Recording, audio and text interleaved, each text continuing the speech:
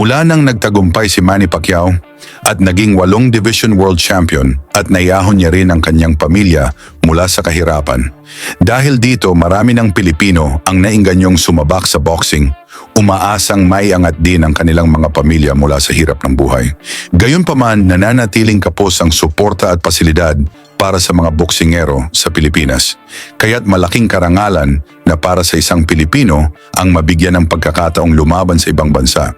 Subalit, madalas ay ginagawa lamang silang pampataba sa rekord ng kanilang mga kalaban at minsan ay nakaranas din ng dayaan sa pagdayo sa ibang bansa. Isa sa mga kwentong ito ay ang laban ni Christian Abila, Tubong Bicol, na kilala sa bansag na Lastic Man dahil sa kanyang tibay at payat na pangangatawan. Si Abila pinapunta sa China at piniling pampataba sa kanilang future world champion ng China na si Li Leshan, isang dating kilalang amateur champion na nagdesisyon maging profesional na boksingero. Si Shan ay tanyag dahil pinatulog niya ang kanyang huling 2 kalaban sa unang round pa lamang. Kaya naman, marami ang nagabang kung paano niya pababagsakin ang payat na Pinoy na si Abila. Sa laban na ginanap sa Macau, China, tiwala ang mga tagahanga ni Shan na magiging madali itong panalo para sa kanilang idolo. Si Abila ay may record na 10 panalo, 12 talo at 2 knockouts, habang si Shan naman ay may 2 panalo, parehong via knockout at walang talo, at maraming beses na itong nag-champion sa amateur bago pinasok ang pro boxing. Sa unang round pa lang, agad nagpakawala ng malalakas na suntok si Shan na naka-blue trunks at gusto nang tapusin ng maaga ang Pinoy na si Abila.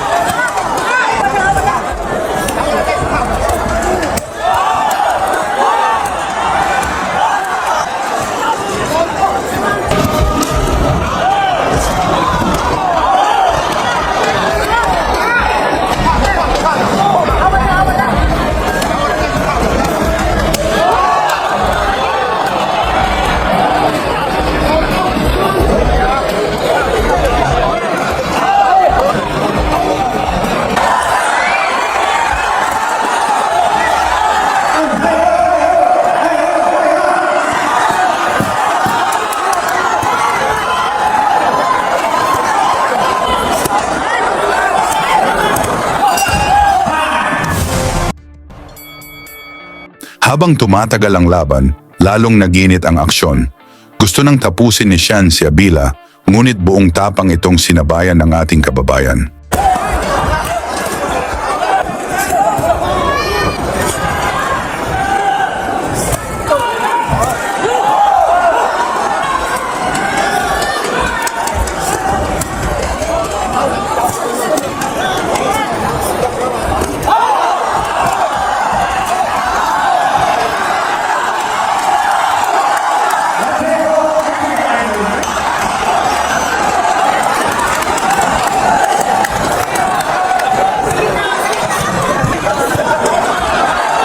Sa bawat malakas na suntok ni Shan, lalong ipinakita ni Abila ang kanyang tibay na ikinagulat ng mga insik na nag-aabang sa pagbagsak ng Pinoy.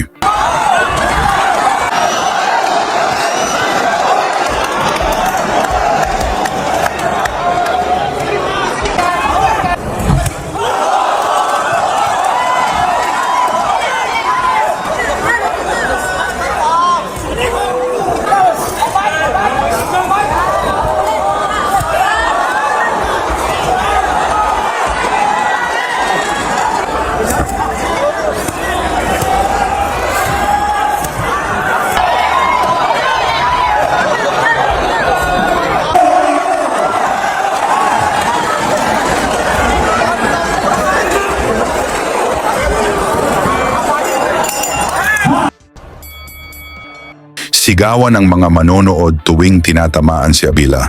Ngunit mas lalo silang kinabahan nang makita nilang hindi ito bumabagsak at patuloy pa ring lumalaban.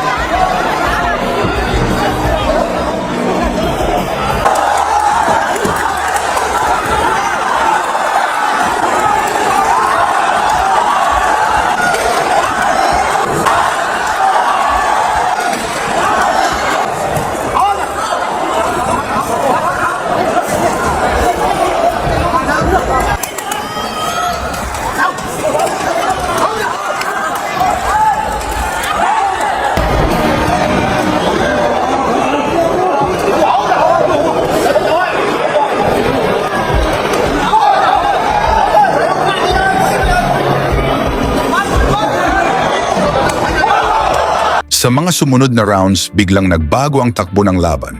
Umarangkada si Abila, parang hindi nauubusan ng lakas.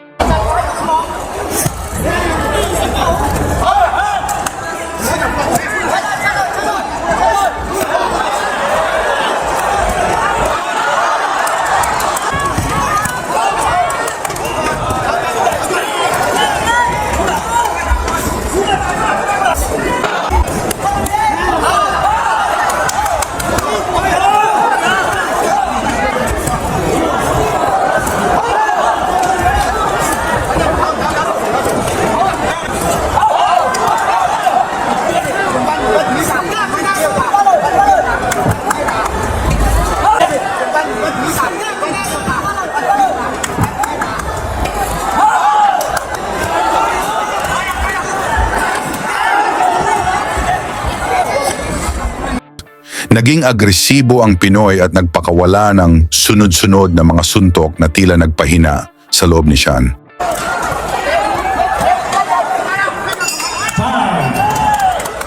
Matapos ang matinding bakbakan, itinanghal si Abila bilang panalo sa pamamagitan ng majority decision.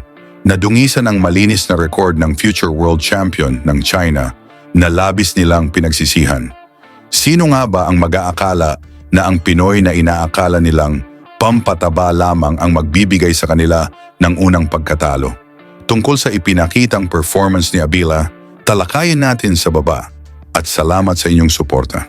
Lagi niyong sundan, huwag magpapahuli. Pag-usapan ay bakbakan, balita niya at laban. Mga Pinoy na di nagpapagapi. Salamat sa mga suporta na lagi nandyan.